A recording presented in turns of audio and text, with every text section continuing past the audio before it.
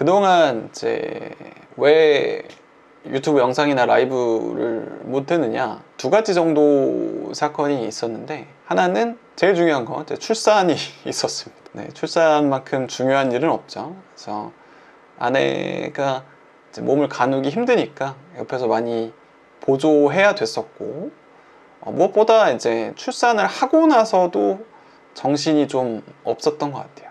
일단은 출산을 하자마자 이제 병원에서 옆에서 수발 들어야 되고, 병원 끝나고 입원 끝나고 또 산후조리원 가고, 산후조리원 끝나면 또 집에 와서 아이를 위한 또 세팅을 해야 되고, 이런 작업들을 하면서 제가 또 하는 일들을 해야 되기 때문에 정신이 진짜 없었어요. 그래서 뭔가 도끼를 품고 뭐 비인간적으로 행동했으면 뭐 시간을 냈을 수도 있지만, 제가 또 그럴 수는 없을 것 같아가지고, 아이의 그런 초기 그런 양육 과정 되게 중요하고, 무엇보다 저는 사실 와이프가 힘들어하는 것 때문에 옆에서 돕지 않을 수 없었어요. 그래서 이 영상이나 이 라이브를 보시는 분들이 결혼하신 분도 있고 결혼 안 하신 분도 있겠지만, 뭔가 제가 임신과 출산 과정을 거치면서 깨달은 건,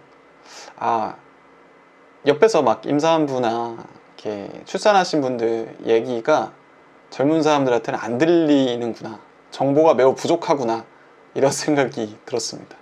그러니까 무슨 얘기냐면, 임신 과정이 되게 힘들어요. 그리고 출산도 힘들고, 출산하고 아기 처음 키우는 것도 힘들어요. 그러니까 이 모든 게 힘들다는 얘기는 들었는데 이렇게까지 힘드는 거였나? 라는 거를, 정보를 그렇게 많이 안 알려줬던 것 같아요. 근데 저는 약간 합리적인 의심은 일부러 안 알려줬다, 이런 생각이 듭니다.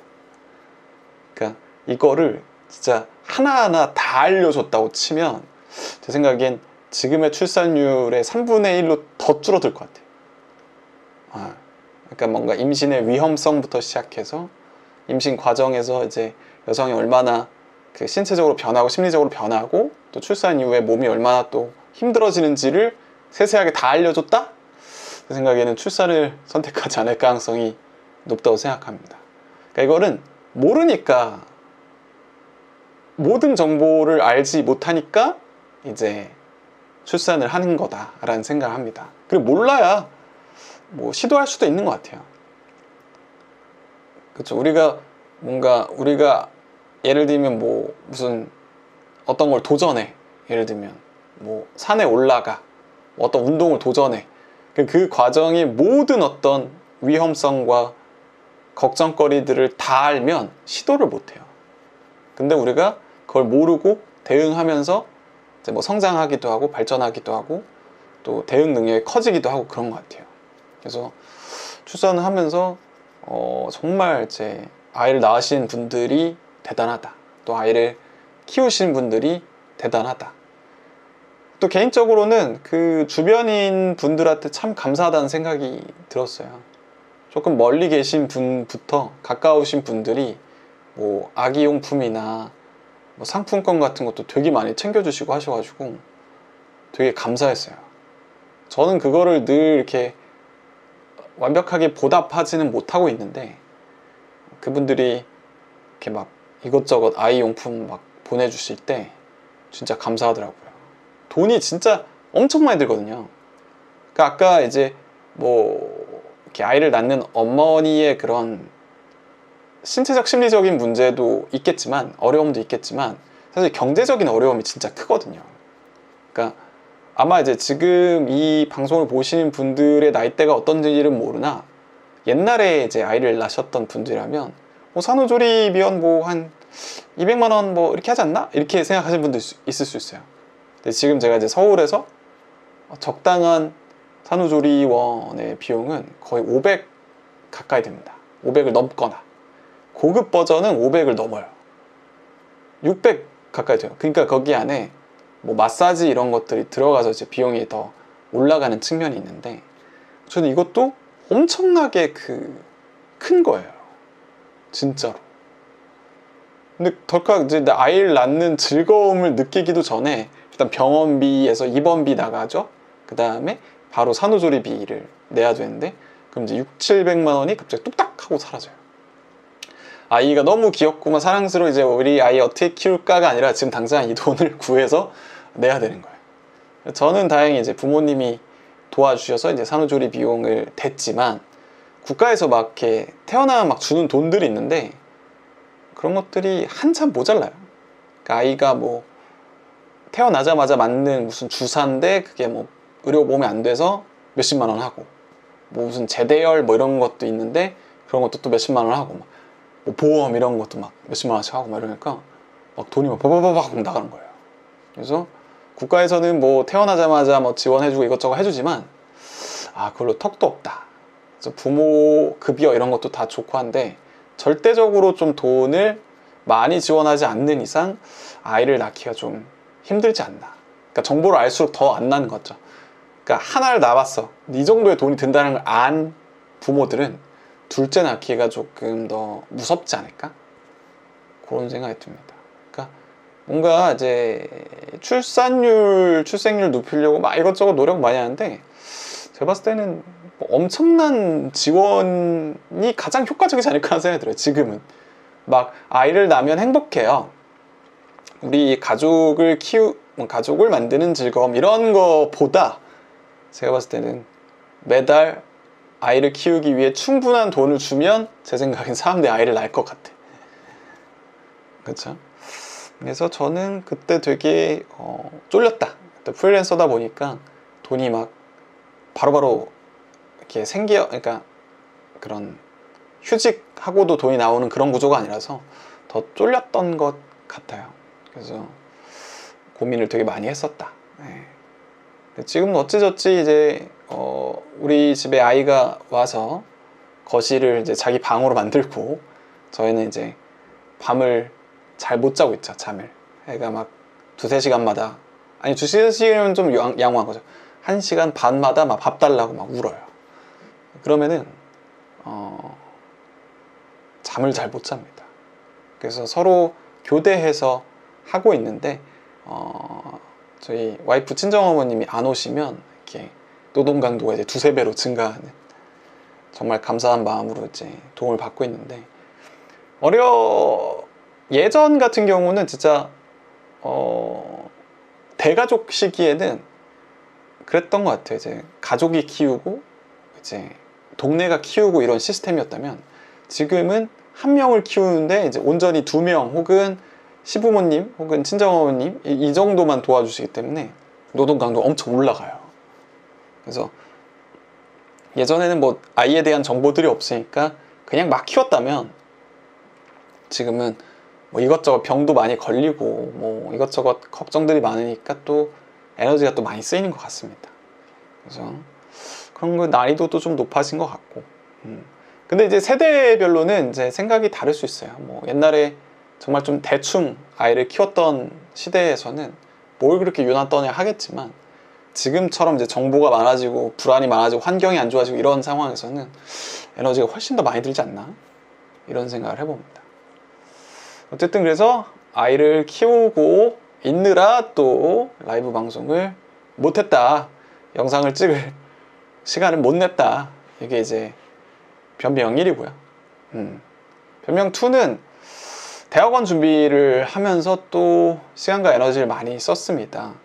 결과적으로는 제가 아직 하나가 발표가 안 됐지만 내년에 한 번 더 도전을 해야 될 것 같아요. 그래서 아무래도 제가 준비한 전략이 약간 잘못됐었던 것 같고, 생각보다 각 대학마다 좀 더 세세하게 준비하고 사전 컨택도 하고 했어야 됐는데, 제가 너무 이제 하나를 준비한 거를 대충 이제 베리에이션 해가지고 사람들한테, 그러니까 다른 대학 이렇게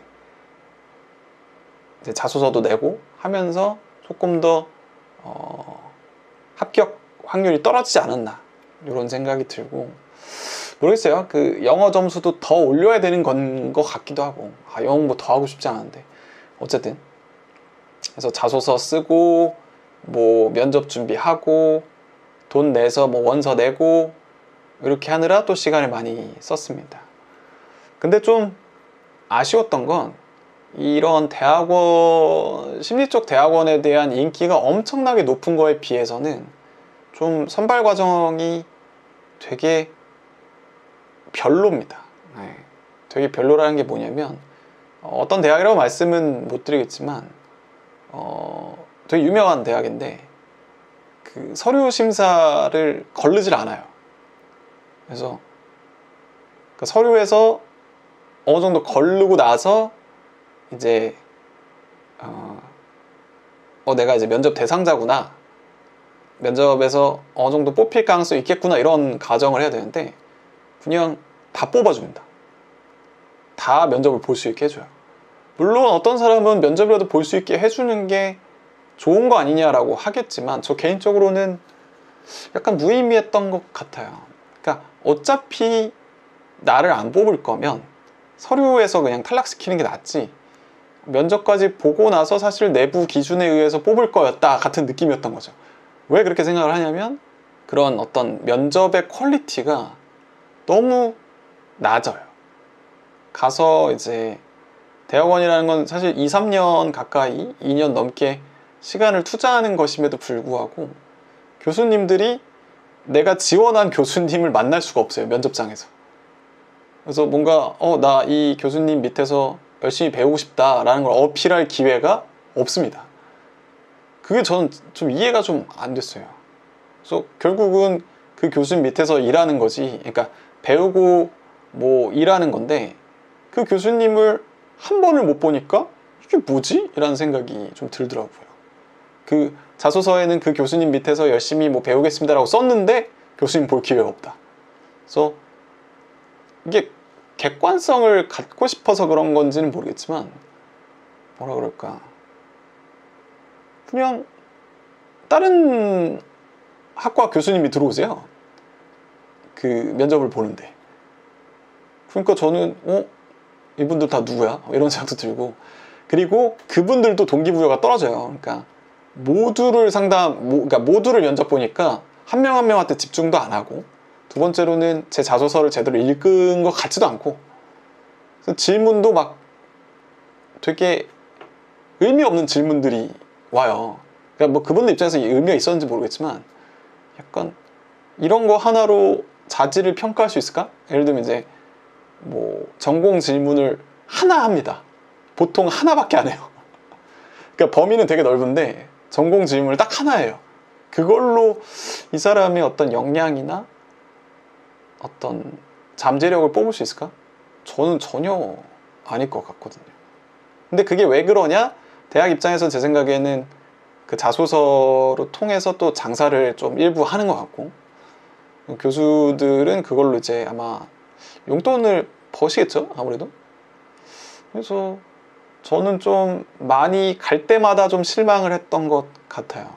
그러니까 제가 생각했던 면접의 어떤 모습은 저의 어떤 뭐 전공 지식도 물어보시겠지만 약간 어떤 태도를 갖고 있고 무슨 능력을 갖고 있고 어떤 바람이 있느냐, 이런 것들 좀 듣고 얘가 대학원에 잘 맞네, 우리 랩에 잘 맞네, 이런 걸 좀 신중하게 볼 줄 알았더니 그런 거 1도 없이 전공 질문 하나 하겠습니다.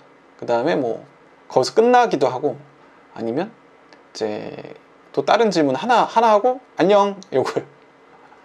또 기억에 남는 게 어떤 교수님은 갑자기 제 어떤 성적을 보더니 갑자기 뭐 이제 상담 쪽도 아니야, 이거 특정 심리학 수업 들으셨는데 이거 누구 교수님 거 들은 거예요? 이러는 거예요.